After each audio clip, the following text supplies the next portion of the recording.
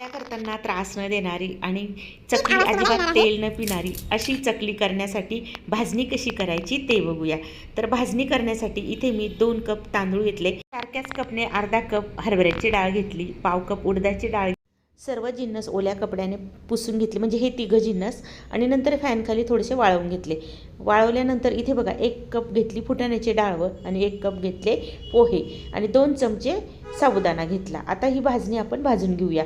तांदूळ छान असे लाह्या फुटल्यासारखे पांढरे झाले की असे मस्त भाजून घ्यायचे, अगदी मंद आचेवर भाजायचे, छान अशी भाजणी आपली तयार होते। मी सर्व जिन्नस भाजते तोपर्यंत सबस्क्राईब करून घ्या बरं, केलंत का? अरे वा, थँक्यू। डाळ व पोहे पण छान असे भाजून घ्यायचे, म्हणजे छान असा खुसखुशीतपणा यांना येतो।